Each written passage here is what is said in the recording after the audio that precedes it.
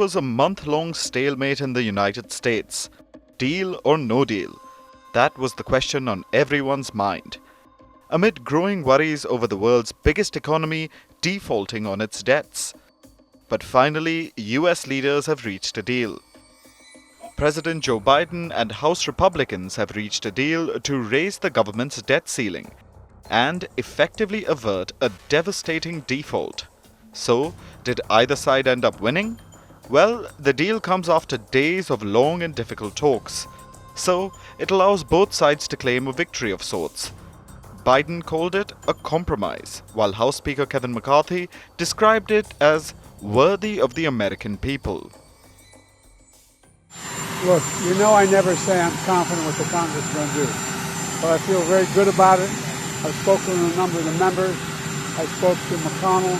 I spoke to a whole bunch of people, and it feels good. We'll see when the vote starts. And look, one of the things that I hear some of you guys saying is, why didn't Biden say what a good deal it is? Why would Biden be saying what a good deal is before the vote? You think that's going to help me get it passed? No. The bill is formally known as the Fiscal Responsibility Act of 2023.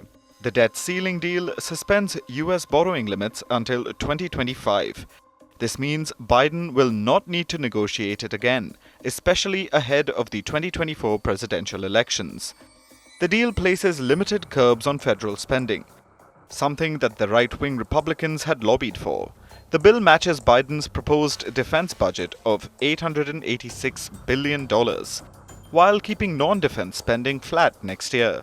It also involves clawing back unused COVID funds, speeding up the permitting process for some energy projects, and adding some work requirements for food aid programs.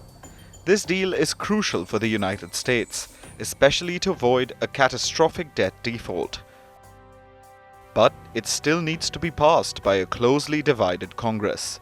And before the Treasury Department runs out of money to pay its bills. That deadline is now June 5th. There's a ton of partisanship, and it makes it very difficult and very acerbic in Washington. But I think this is, when all's said and done, when you close the doors and get the principals in the room, there is still some capacity for the parties to reach decisions. Granted, again, with that sword of Damocles hanging over their head, because it really, both sides agreed, it wasn't acceptable for the government to have a default. So, will the debt deal pass the Congress? That remains the big question for now.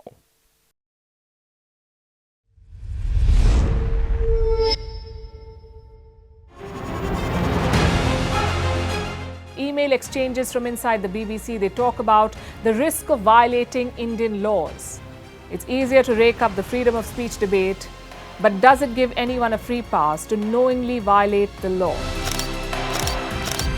America supports India because it needs India's support in return. And India is working with the US because it suits India's interests. This is how geopolitics works. Last night, he diffused a crisis with his defense minister. But today, Netanyahu was confronted with a new problem. His cabinet seems to have rebelled against him. The UK is looking at the Indian subcontinent to fill its coffers. That India seems to be negotiating from a position of power, like a partner and not a former colony.